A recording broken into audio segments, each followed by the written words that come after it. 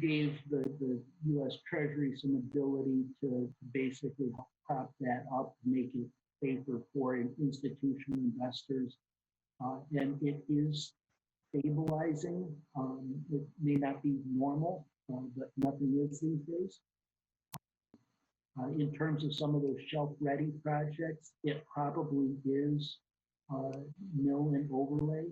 The engineering is fairly straightforward and fairly consistent from one project to another. So it might be looking at what are the, as an example, what are the 2020 mill and overlay projects? What would we have been looking at in 21? Stretch it out to 22. I also encourage looking at some of our trail rehabilitation in that as well, not just street paving, but also some of the trails that need to be rebuilt. You're right on. It's the projects that are going to be easily engineered. Something like water treatment is going to be tough to add to it. I'm sorry, what was that last part that you think that water treatment plants will be? Water or utility project is probably okay. difficult. Just the lead time to designing that. And at this point, there's not even a pot of money to be accessing. Right. But anticipating that there might be, it'd be nice to have some projects that we can put forward.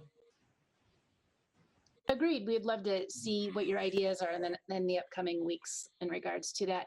I was wondering also, are you going to go over the staff memorandum that Julie wrote for possible refunds and reductions? Were you going to talk a little bit about that, or are we able to discuss that right now as well? I think that's coming up on the agenda. Okay, so that's not on the. It's you're not there yet. And I alluded to it here, but it is on the agenda later for action. Okay, later. Okay, all right. Sorry. Councilmember Lund. Thank you, Your Honor. Dan, I know you just spoke to my question regarding water, but that would be for new projects. What about projects in flight?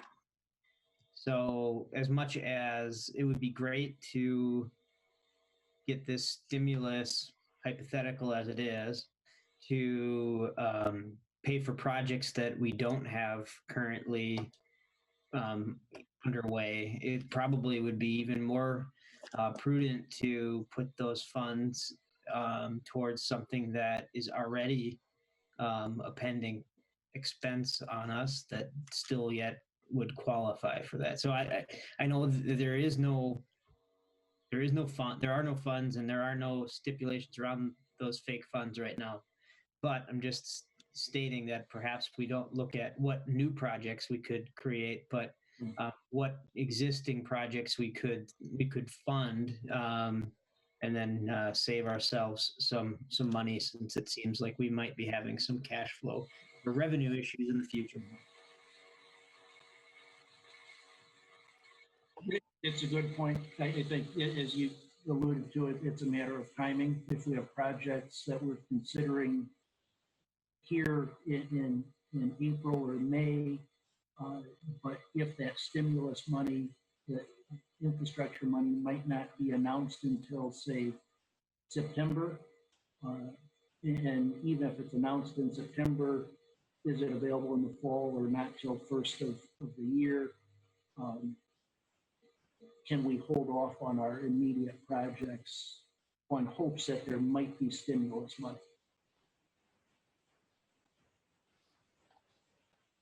Okay, any other discussion? Okay. Your Honor, I have one other question. Welch. It's Tina. Dan, I'm curious, have you begun to look at holding back and implementing any of the 2020 projects that we've already discussed that haven't, that are already approved for expenditures this year, but considering, as we were just discussing, the possibility of considerable loss of revenue for the city, what have your discussions been for contingency planning? I've heard some other cities are beginning, I think it was City of Rochester, I heard is already looking at 5 and 10% contingency cutbacks on their budgets. And so I was wondering if you've had those similar conversations as of yet. It's certainly something that senior staff has been talking about for the last couple of weeks. At this point, particularly looking at larger expenditures, some of those construction projects, we would rather have those bid openings before we just took them off the table. Sure. If we neighborhood project opening bids on Wednesday, if we get really great prices, 20% off, even though there might be tight finances, are we really wanting to turn down getting it, basically on sale? So at this point, we're wanting to see how some of those bids come in before we would present any recommendations. And may I ask, how long were the bid documents written to be able to make a decision on the award? Is it 45 or 60 days that you have before the bid bonds are released? I think Nick can weigh in. I think there's 60, but the other piece is, can you really push it out 60 before you're really cutting into the construction season, and can you feasibly get the project done this year or not? Yeah, that's correct, Dan. You captured it well. So how many days, Nick, do you think that you could delay giving an award? I'd really hesitate to go much beyond 30 off the top of my head. We'd have to take a little bit closer look at that. But bid bonds are good for 60 days, but we're not in a habit of using all of that historically by any means. So we don't, our schedules aren't aligned in a way that affords that year in and year out. I think 30 days would be pushing it. That's just top of head right now. And then the other large project was the trail rehabilitation project. And so I'm taking that you've already had that's out for bid as well. And that is a project that Chris's staff are working through. So I better defer to him. Councilmember, quickly, we are planning those documents to be ready for bid by June. June, oh. Okay, thank you. Okay. Okay. Inclusion of emergency responder in FFCRA benefits. For this item, you'll have introduction by Administrative Services Director Julie Flatton. Thank you, Mayor and council members. Tonight you're asked to approve the Emergency Responders and Families First Coronavirus Relief Act. So they would be eligible for the extended sick leave and the expanded family and medical leave benefits. The extended sick leave benefit provides up to 80 hours of paid sick leave for employees who are unable to work due to a qualifying reason related to the pandemic. And the expanded family and medical leave benefit provides for a partially paid expansion of FMLA for qualifying child care needs. Both of these benefits are available until December 31st of 2020. The Act has a provision which allows employers to exclude responders' access to these benefits, so we can ensure that we have a workforce that remains in place during this pandemic. But staff is recommending that we include all of the emergency responders in this act and have access to the benefits. I can stand for any questions. Thank you, Julie. Council discussion?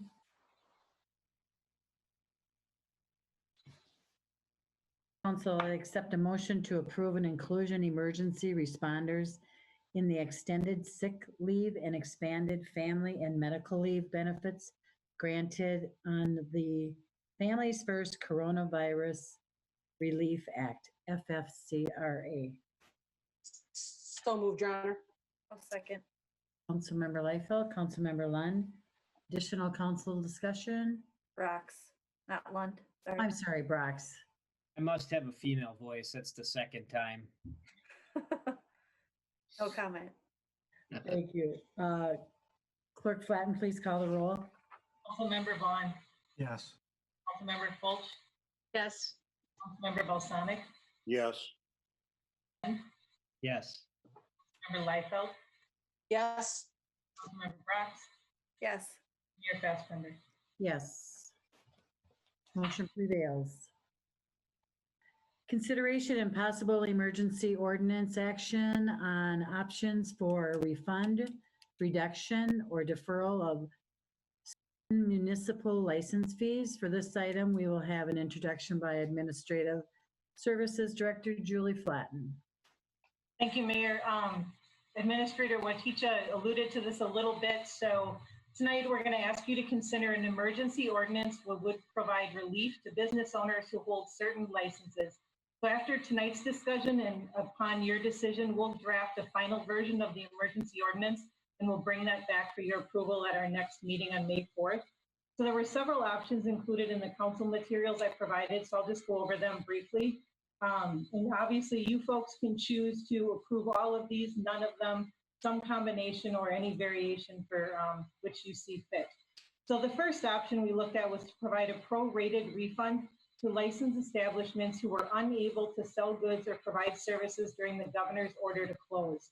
So this includes providing refunds to holders of liquor, tobacco, massage, and pawn shop licenses. This option would provide a refund to 60 businesses, and based on the current governor's order, the total refund would be just over $12,000. And if the governor's orders are extended, the city staff would use the actual days the business was required to be closed in the calculation of the refund. This option, especially with liquor, only talks about those establishments who had on-sale licenses and that were forced to be closed. There's about 5 establishments in the city, grocery stores and liquor stores, who have a different license and they were open, so they were not factored into this calculation.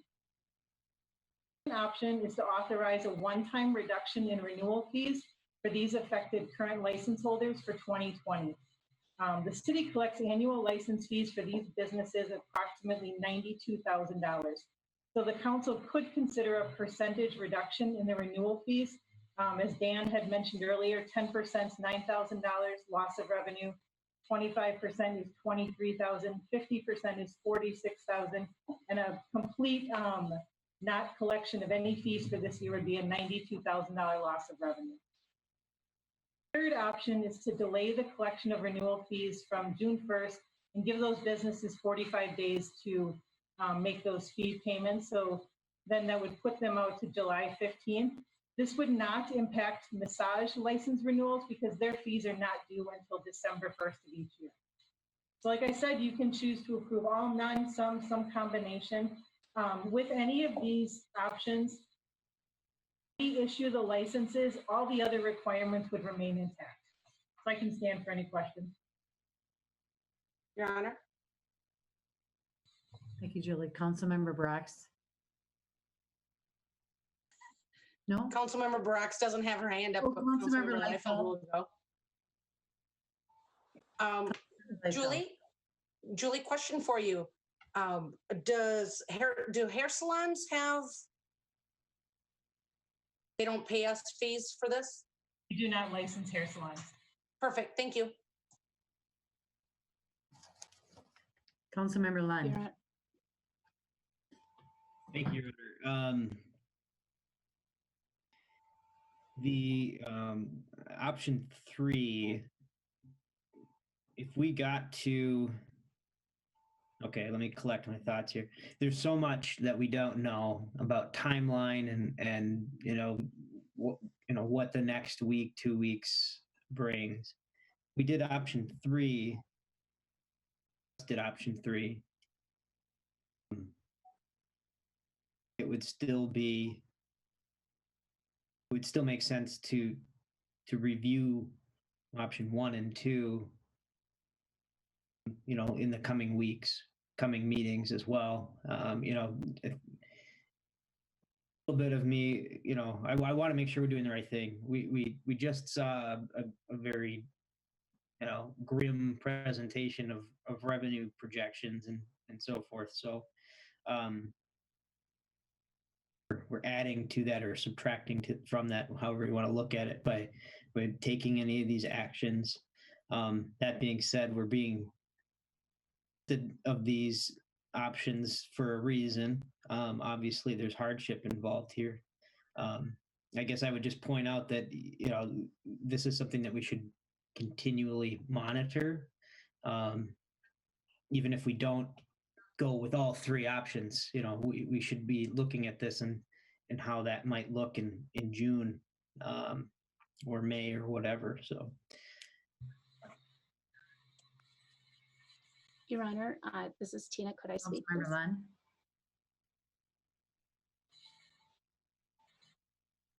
This is Tina, not Trevor again. Oh my gosh. What are you doing? Councilmember Fulch, I'm so sorry. That is funny. Hydrated. So thank you, Your Honor.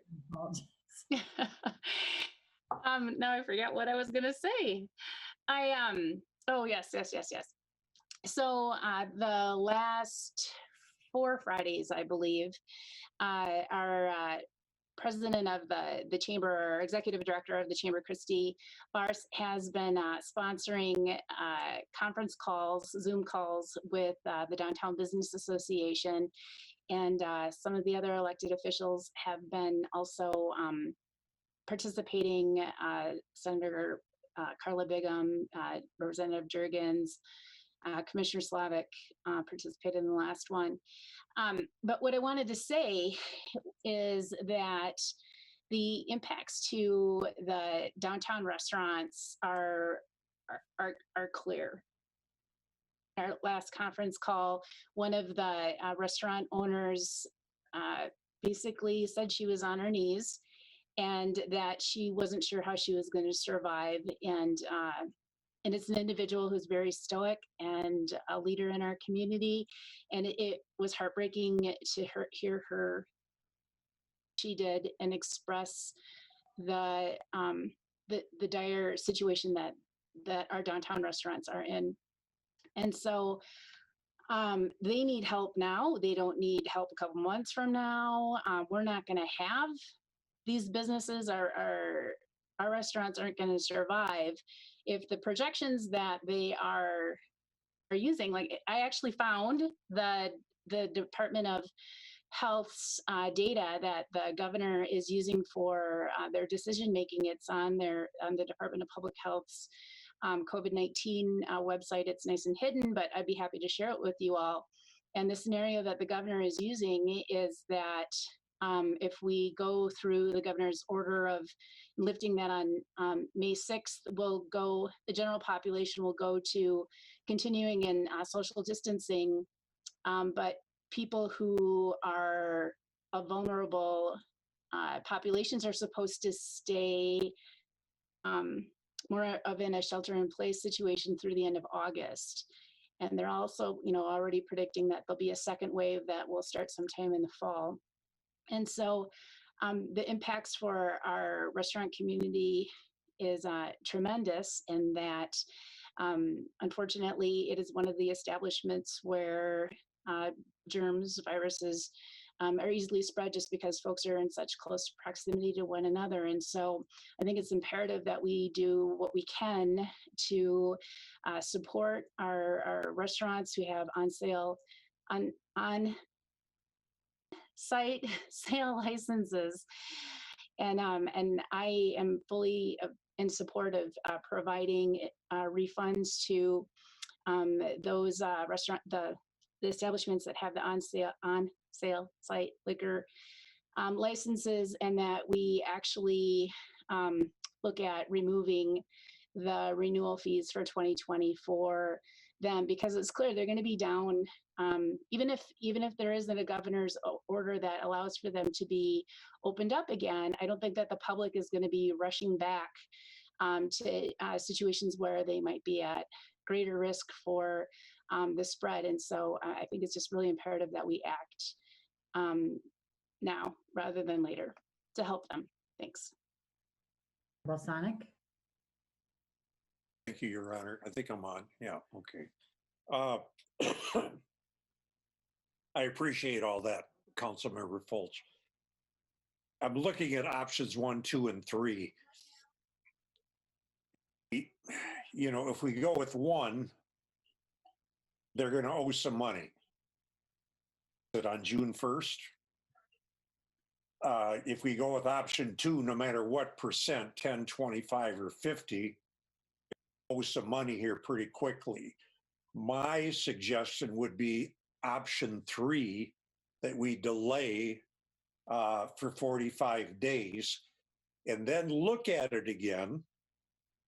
And if we have to, we can delay it another 45 days. These folks are going to have a hard time coming up with 50% what the fees are going to be. So what I'm looking at is how could we keep money in their pocket that they probably don't have that much of, and just kind of push things out. In July, we take a look and see, we're going to do Rivertown Days, or we're going to do car shows, all of that stuff. I'm tending to doubt it.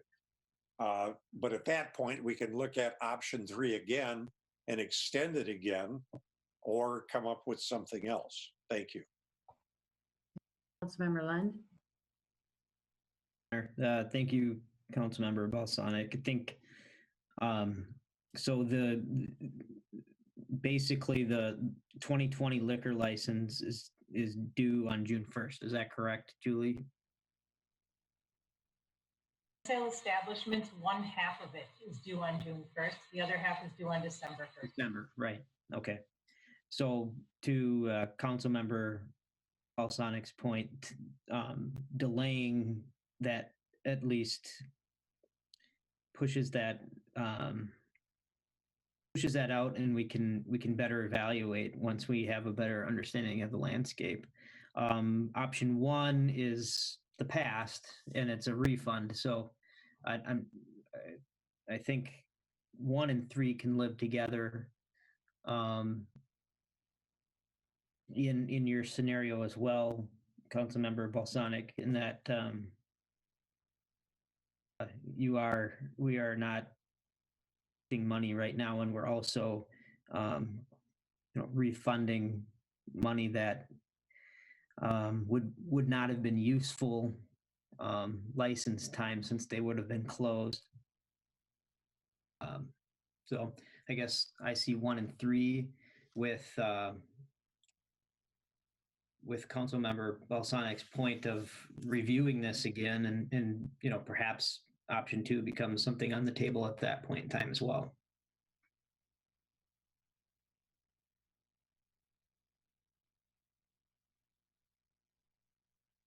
Other discussion, Councilmember Brox?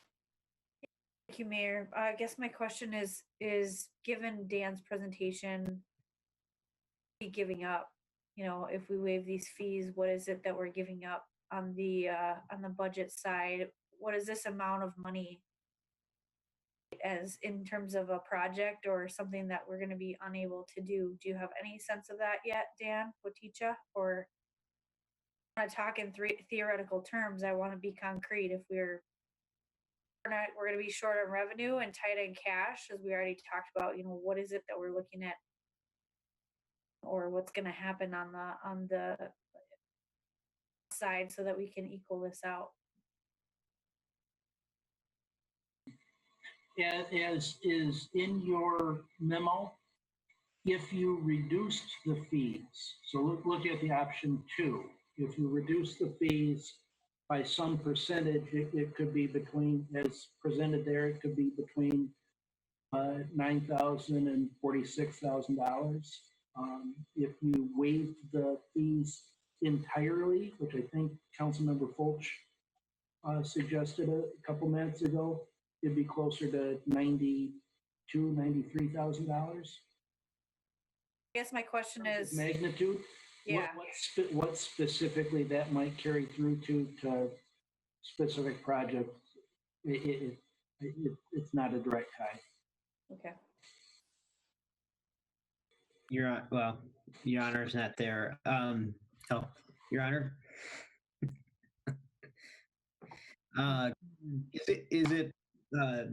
Is it possible for these fees, instead of biannual, to be a monthly payment structure, or is that something that we would explore as well?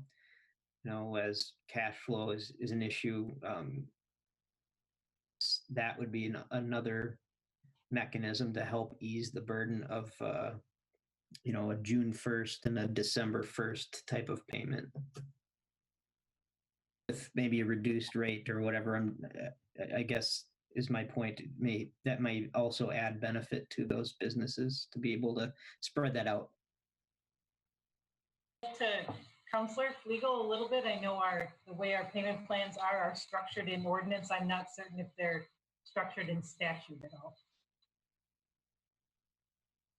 If I was ready for that one, but I think with an emergency ordinance, you could temporarily change the payment schedule, as Councilmember Lund is suggesting. I do believe that's possible. That it will have as much effect on businesses as a deferral for a set amount of days, because they're still going to have to plan to have that cash flow there. But I will look as we're continuing to discuss this, and maybe I'll be able to give you something more definite, but I think it could be done. This is Tina again. May I say something? Sure, Councilmember Fulch.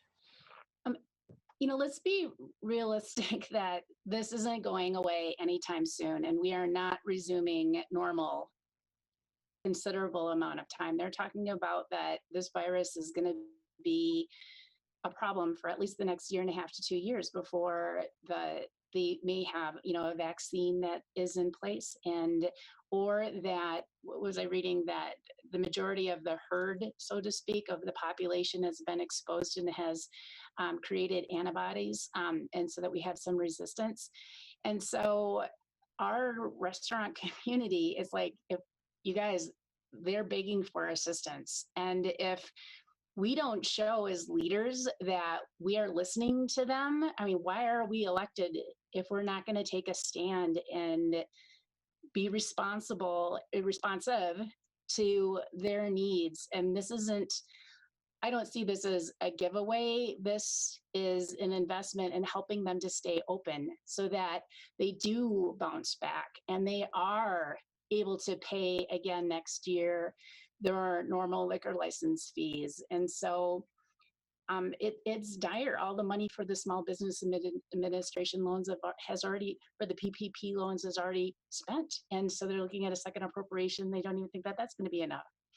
And so, I think they're looking for assistance now from the city, not time in August. And so I think that it's imperative that we be realistic as to what the projections are, that we're actually looking at data. Sorry that I didn't share it with the group, because I think once you look at the data that the governor is using for decision making that has come out of the University of Minnesota and the Department of Health, that you'll see it's very clear that this isn't going away anytime soon, and we need to be responsive to the needs of our community. Thanks. Councilmember Brax. And the reason I bring up the practical point of what are we trading in is just for the pure reason, not that I don't support local businesses. I have local business owners as neighbors and friends. And I know the situation is dire, and I don't think anyone will argue with you about that, Councilmember Fulch. I think we still don't have an open checkbook. And we have a financial situation where we're looking at the city budget and we're looking at revenues going down. So when we're approving things where we know the cost is going up, I think it's a reasonable question to ask the question, where is that money going to come from? And what is it that we're willing to sacrifice? That's my point. Not that I don't want to help local businesses. Of course I do. And I want to keep them in business because they're an essential part of our economy and they're important and they're my friends and my neighbors and I want them here. But the point is like, what are we trading, and are we sure, what is reasonable with the information that we have at this time? I understand your point. I just haven't heard anyone throw out an option they're advocating for and saying, this is what I think would be the best. I guess that's what I would like to hear from all of you, is which option you think would be the best relief given the timeline and the amount of money, and balancing that with the fact that we know that our revenues are going down. We are going to have to make some sacrifices in our city budget in the future. Lund. Thank you, Your Honor. Thank you, Councilmember Brox. I think you said exactly what was on my mind. And we do. I think all of us have the best interest of these businesses in mind, but there's also a whole heck of a lot of residents that rely on this city too, and that money impacts everybody. As we start to reduce revenue, that then also removes projects or abilities to fund other things, or abilities down the road to forgive other things that maybe are also very important. So we need to be cautious on how we are waiving fees or pushing things out. That being said, I think the options laid out in front of us still give us that opportunity down the road to give that forgiveness in a more significant way if needed. No doubt the modeling that you mentioned looks dire and looks like it's a protracted issue that we're going to be dealing with, and that's going to be felt in the businesses, small and large. So that's why I mentioned, and Councilmember Brock said she's looking for some suggestions. I thought that I had made one, but I think the option 1 with option 3 makes sense, and I think we also continue to have option 2 on our radar, real time, and we can talk about that point in time in the near future or in the distant future if we feel like, yeah, we do need to reduce these rates by 10, 25, 50 or whatever. Feel like that makes sense instead of doing it now when we just don't know the full picture. And they don't owe this yet, right? So if we do option 3 and push it out, then that delays the need for them to pay as well. So it is saving them that fee. I totally understand that it's probably realistic that we'll be having this conversation later, that things aren't going to get better overnight. But I think it's just more realistic to wait and see a little bit on what the needs are going to be in the June timeframe, rather than deciding right now what that's going to look like. Makes sense. Member Balsonic. I'm good, thanks. Oh, Councilmember Vaughn. Staff, thanks for putting this together and thanks for thinking it through. I'm leaning towards option 1. I mean, that gives a refund back to the people, businesses that had to pay their dues. It allows them to make the decision what they want to do with it. And I think the task force did a great job, and I'm glad John Hinsman's here today, because we are looking at some recovery options through the Hedger model for businesses, and that might be one option, but it might be also something like you say, Councilmember Lund, we can look at this in 45 days, but currently we could give these refunds back to these businesses, decide what they want to do with it, but also we're going to keep following the governor's order as we go. He may extend it some more. That's just going to give staff some direction to say, keep following that protocol, because I think council's agreeing with that percentage increase, all based on the day. So maybe when the bill goes out instead of the refund, it's going to be, your invoice is going to be prorated going forward. But I think we got some options for businesses coming forward that we don't have to give away everything, because I go back to that presentation Dan gave. We got to protect our own city assets too, of what we have to do for the rest of the community. Thank you. Lightfield. Everyone's again making excellent points here. On option 1, just so I understand, do we, hypothetically speaking, if the order goes past May 3rd, which it's looking like it may, then if we were to approve option 1, does that give the city staff the okay to add those days on? I guess I would want to verify that that's what we would be able to do there. And agreeing with Councilmember Foltz to a pretty big degree that this I do believe is going to be much bigger than some are expecting, and maybe not as big as others are expecting. But that being said, I'd like to take this in increments.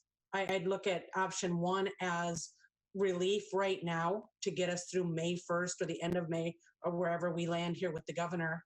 And I think we do look at this again. This is something that, well, one, being aware of what's best for the entire city, also really taking care of our small businesses. But I think we need to do it in increments. Personally, I don't feel that we should do it in one fell swoop. So that would be my option on this is option one, with the obvious caveat that we're going to continue beyond May 3rd to look at these dates and what type of an impact it's having on these businesses.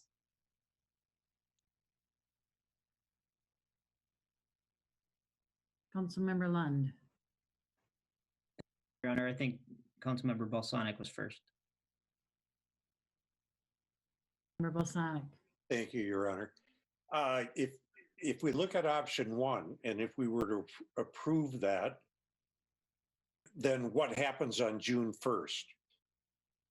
Is anything due at that point? And on December 1st, there's going to be something due again? Of open-ended. Am I reading this right? Unless the council takes action to change the due dates of the fees, that is when they would be due. Okay, so if we refunded, for example, Lock and Dam, $578.63, do they owe on June 1st?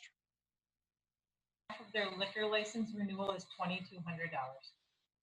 Well, see, that doesn't help. I still think option 3 is the way to go. Just forego everything for 45 days and then we'll look at it again. I think that's the best option. Then there's no money out of their pocket short term. This is Tina speaking, not Trevor. Councilmember Fulch. Just had to have fun with that for a second. I would like to propose for option one that we refund from the governor's shutdown order, which I believe is March 16th, through the end of the period that the liquor license would be, which would be May 30th then, Julie, if I'm understanding what you're saying, correct? If the next liquor license due period is June 1st, because even if, I mean, there's no way in heck that the governor's going to open up all the restaurants in 2 weeks. And even if he did, theoretically, there's no way people are going to go back in droves to the restaurants. There's just not. And especially when we're looking at the peak week for death total in Minnesota is the week of July 13th. That's what we're looking at. And so we're on the uphill, ramping up. This is just going to get worse and worse and worse and worse and worse. This is just the beginning. And so, so that's my point about the impact to the restaurants is that, that we're in it for the long haul. And just at the time, probably if everything lifts at the end of August, we might have just a very short window of a couple of months before the second wave comes back through again. And then we'll go into social distancing mode again as it begins to spread. And we'll have this huge economic lull again. And the restaurant industry is being disproportionately affected. And so that's my point about this next year is nothing good for the restaurant industry. And I think that they're going to need absolutely all the help they can get. And I think the survival of we have a lot of small restaurants in our community. I mean, have you ever tried to look at going to grab a bite to eat in Cottage Grove? They don't have probably a third of the restaurants we do. So I think that they are really an important part of our community and that we should do what we can to support them. And I agree with what Councilmember Brox and Lund were saying, that I think that it is imperative that I think we should have a meeting where we look at the financials. Okay, well, where are we? What are priority A's and what are priority B's for funding yet this year? And, not to pick on trails, but if that's a big ticket item and that can be foregone, put off for a year or so, well, perhaps that's a good place to start. So just to start having those conversations about general fund dollars that expenditures can be postponed so that we can give this kind of economic stimulus to those businesses in our community that we know are being most affected by the pandemic. Thanks. Councilmember Balsonic, were you going to speak? No, Councilmember Lund had his hand up. Oh, but your speaker's on, so I thought you were. Oh. Councilmember Lund. So I think it sounds like we might be more interested in taking this in an incremental approach, kind of like what Councilmember Liefeld had mentioned. Option one funds money that is not utilized or underutilized. But I agree with Councilmember Balsonic as well that option three really does a service to the restaurants and so forth if they are able to start functioning at that point in time. That's not the time to hit them with an invoice. That's the time when they're just starting to get some cash flow back in and get their feet underneath them, hopefully. So I really think you have to do 1 and 3 at the same time here, because June 1st really isn't that far away. And, this is about planning for a business as well and trying to understand, what your payroll is going to look like. Are you going to put it towards payroll? Are you going to put it towards this fee, and so forth. So if we can give them 45 days of planning plus or more at this point, because it's April, but I think that does a service to them as well. And we can always revisit this later, and it may be that we talk about option 2 or a new option 3 or whatever. But I feel like option 1 and option 3 together make a pretty strong case that we're looking out for those businesses, but then also we're not just disregarding the fact that we need to be careful about how we are dealing with the budget going forward as well. So I don't know if this requires a motion or is this just guidance, but if it's a motion, then I make one to approve option 1 and 3. City Administrator Dan would like to speak. I would appreciate some clarification about what Councilmember Lund making the motion or the other discussion around option 1 is. If I understood correctly, when the memo was written, it was intended to be for in terms of the on-premise liquor, for the time that the executive order prevented them from utilizing their license. At the time it was written was May 3rd. Thought that if it's extended, it would automatically extend. But over the weekend, opened up and they do have some ability to utilize their liquor license. For clarification, I want to make sure that we're right at which date is being used instead of one thing and staff interprets something different and thinks the third. Thank you, Your Honor. Yeah, may I? Councilmember Lund, yes. Yeah, and I know you're asking for a point of clarification. They're not necessarily correcting the what's in front of us here. I think where my head's at there is it's not business as usual. They may have the ability to do, some unique liquor sales where, they didn't a couple weeks ago or whatnot, but that's certainly not going to be anywhere near what license normally afforded them, right? I mean, there's,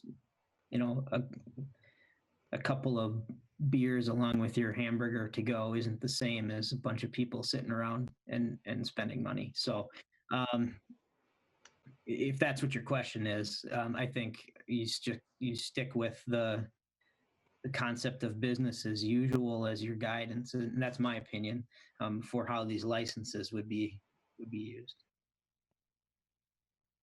Your Honor, this is Tina. I would like I would like to, just as we're talking this through, just to see the motion be for option one, that we provide a refund from the closure through the end of that license cycle, which would be May 30th, or is that a 31st?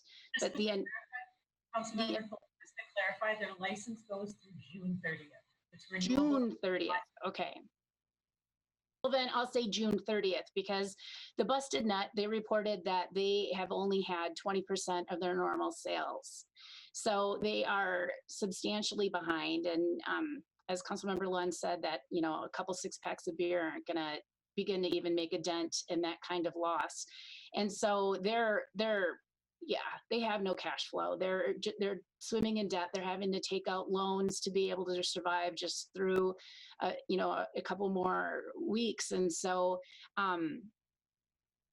money well spent by trying to help provide them some relief, particularly when you're hearing that not everyone who applied for the PPP has been given that loan, or they applied for the, what was it, the UDL grant, EIDL grant, that a lot of folks still haven't heard if they're going to get loans or not. And so it's not a lot of money. We're only looking at about $508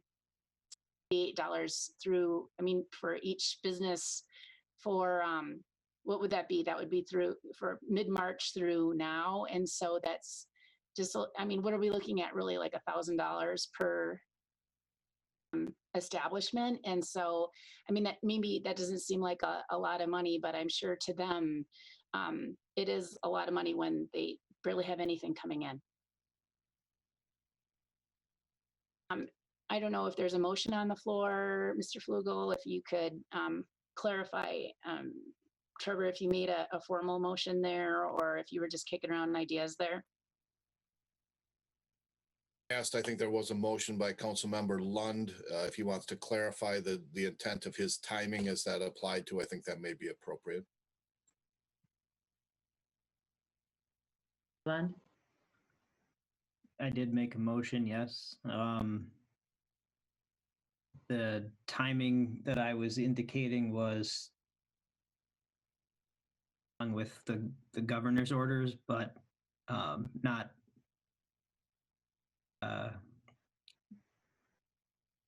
allocation for liquor sales with food, I guess. I don't really know how to say it, other than sticking with what was written in the proposal. If Councilmember Folch would like to make an amendment to that to change that date, then I guess she could do that. I'd propose that there be a second. As I understand it, Councilmember Lund's motion is to provide a refund for the licensees that would extend through the date when the current governor's orders and any subsequent orders close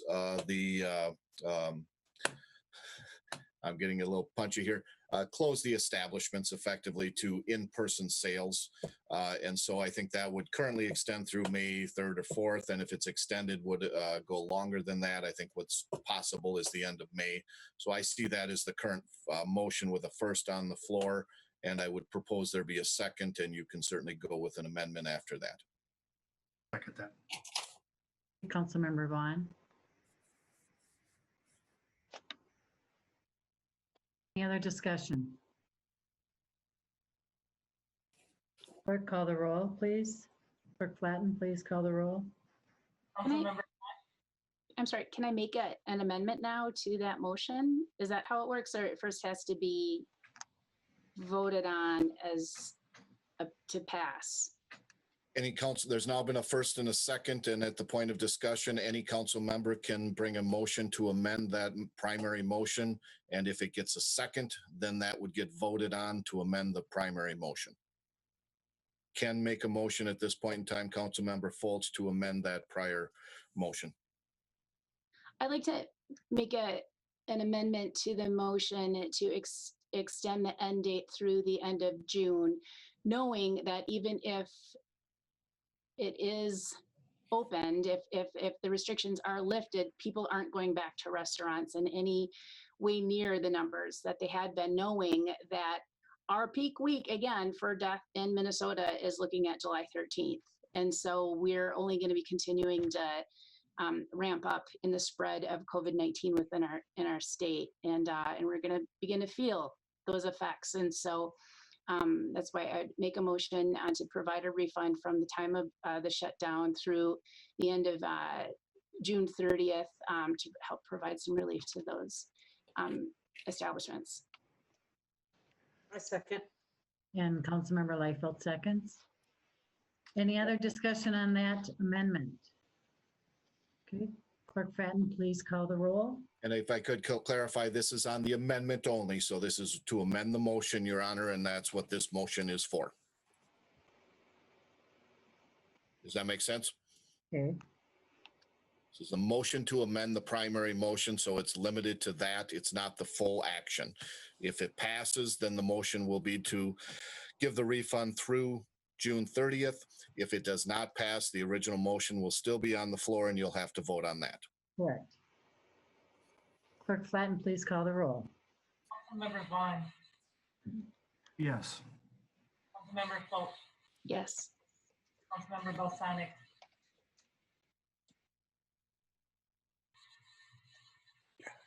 Yes. Councilmember Lund, Yes. Councilmember Liefeld, Yes. Yes. Mayor Fassbender. Yes. Amendment prevails. That's correct. And now you should call for additional discussion on the motion as amended. And if none, then you should call for a roll vote. Okay, additional discussion, Councilmember Vaughn. Thank you, Your Honor. I accepted the amendment, but I just want to put this out there that I get these businesses need help, but we can't forget the rest of the businesses in this community. And we had a task force set up to provide some opportunity for recovery funds. I'm willing to help these. I mean, all we hear about is the bars, but we got tobacco, we got massage, we got pawn. There's other things in here. And then there's some places that don't get any assistance, that don't have a license thing, but they're shut down. So I get what we're trying to do, but let's use some extreme caution going forward, that there's a lot more businesses in this community besides just these few that we're talking about. Thank you. Okay. Councilmember Lund?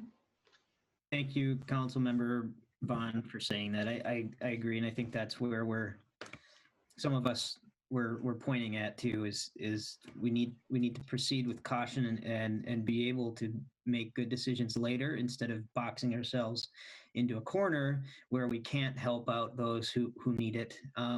We don't have a crystal ball.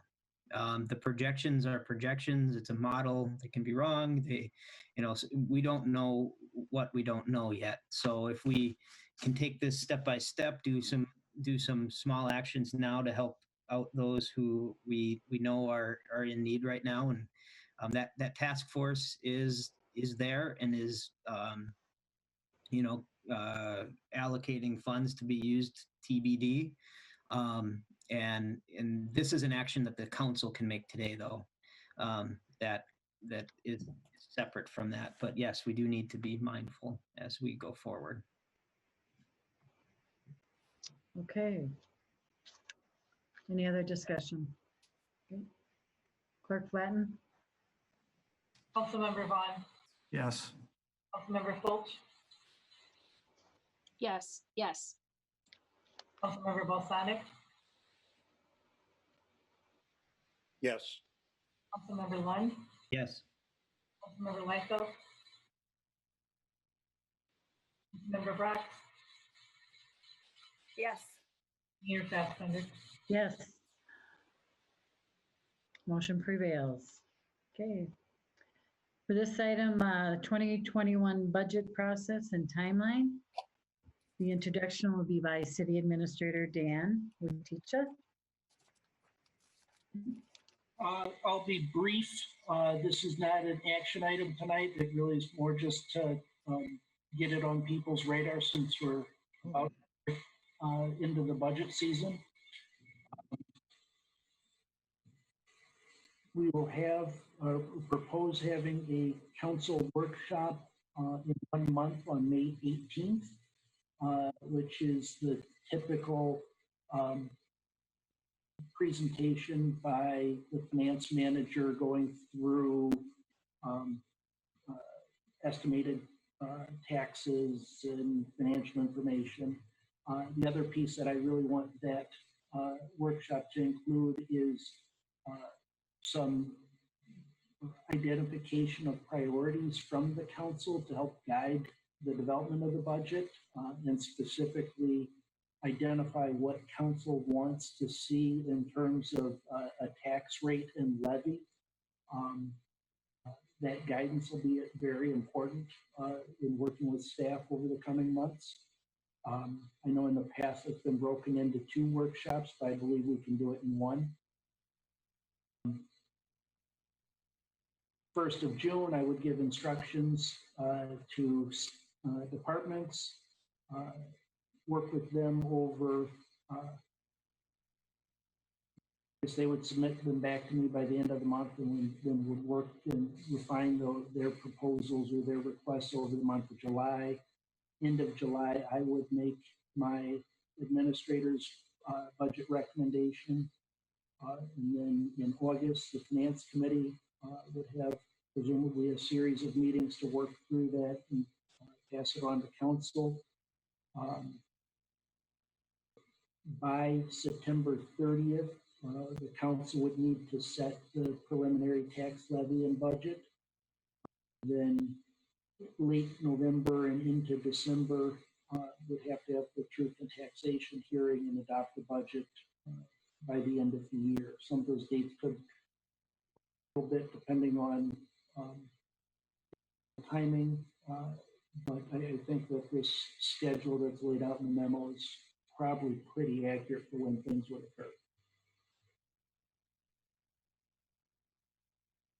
And really, I would have put this under consent other than it's sort of the big document of the year, and didn't feel it was appropriate to just do it with the consent agenda. Okay, any discussion, council? Okay, thanks, Dan. Did you hear somebody? Okay. This is Tina speaking. Councilmember Fulch? Thank you for providing the yearly timeframes. Yes, last year the finance committee, which I chair, we had a couple of extra meetings in there. I think that we should have a meeting actually before May 18th as a council, maybe to have some preliminary reviews of our current budget. Instead of looking at 2021, we're looking at 2020 again, to have that opportunity to identify B projects or B line items that should be set aside, that were capital improvement projects or equipment projects in particular, since LGA funds are being used for those. And so we haven't had a discussion about this and moving forward. But I really think that we should be having some council deliberations about our 2020 budget and how things are looking, rather than just diving straight into 2021. So perhaps we could have a finance committee workshop before May 18th, so that and the finance committee is myself, Councilmember Vaughn, and Councilmember Brox, so that we can begin to some preliminary, discussion. That I'm really uneasy with the fact that we're looking at huge revenue losses in this year, and we're not really contingency planning. It's just it feels like it's really being left up in the air. And so I would really like to be able to have some more in-depth conversations about this. Councilmember Vaughn? Thank you, Your Honor. Councilor Fulch, I agree with that, but I think looking back, historic staff does a pretty good job here after the first quarter. We get an update, a first quarter report of kind of a line item where the budgets are at and where they're, because I think you're spot on. We need to start thinking about where we're headed next. And I agree with that one, but again, I don't know if we have to. I'm assuming, and I agree because I work for a city. Their senior staff is looking at this already. We've already got that in the memo that they are looking today, they're looking tomorrow, and they are giving us numbers that are, and that was part of Dan's report saying, be careful because there isn't an empty checkbook that I heard tonight. I mean, that's true. And I think we got to be careful when the funds come from the county because it may not be projects, it may be staff. And we need to worry about a lot of our services staff orientated. And if we take that away, we're going to be making some tough decisions here. Member Balsonic? I'm looking at the May 18th.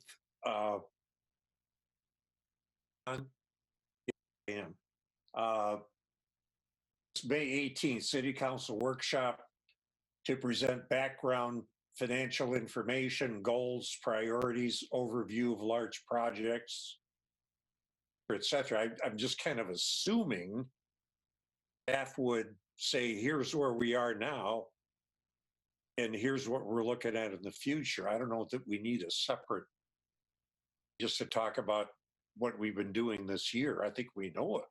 I think we know what we're doing. Thanks. Okay, Councilmember Lund. Councilmember Lund, did you have something? No? Okay. All right.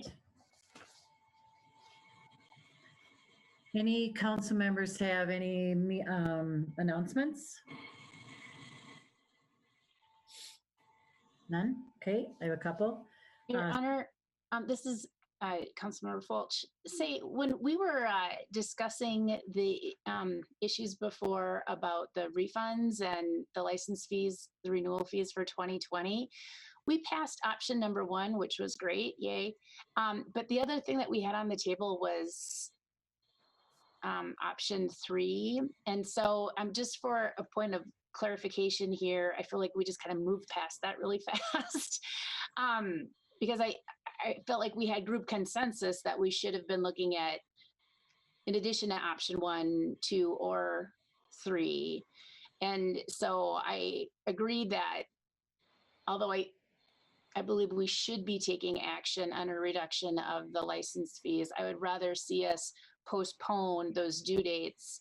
And so Ms. Flatten can provide what her timeframes are for when it is that she would need a decision about what the fees are going to be. So I'm not sure if we can come back to that subject since we moved away from it. Council, City Attorney. Notes indicate that the motion was to adopt options 1 and 3. Am I not accurate there? So I think option 3 was adopted as part of that motion. Okay, good. All right. For the 45 days, option 2 was not included. Okay, wonderful. Thank you. That was my understanding too, Your Honor. Okay, I was the one that made the motion. I'll confirm 1 and 3 was what I had made the motion for. great. Thank you. Okay, street patching will begin to ramp up with sustained warmer. Pothole patch requests, call Public Works at 651-480-6185 or use city website tool under residents. I want to section. Hastings businesses are asked to complete the online COVID-19 business survey posted on City of Hastings website. The City of Hastings and HEDRA have allocated funding to assist businesses affected by COVID-19 pandemic. Completion of the survey will assist in how to best target funding. The city's Economic Development Task Force will meet again on Wednesday to discuss several results as well as options for assistance. Tuesday, April 21st, 7 p.m., Heritage Preservation Commission will meet. Wednesday, April 22nd, 6 p.m., Planning Committee of the City Council will meet. Monday, April 27th, 7 p.m. is Planning Commission. And our next council meeting is Monday, May 4th at 7 p.m. I will accept a motion to adjourn. Councilmember Vaughn, Councilmember Brox. Clerk Flatten, please take the roll. Councilmember Vaughn, Yes. Member Fulch, Yes. Member Balsonic, Yes. Member Lund, Yes. Member Liefeld, Now that it's 11 o'clock, I'll say yes. Member Brax, Yes. Fassbender.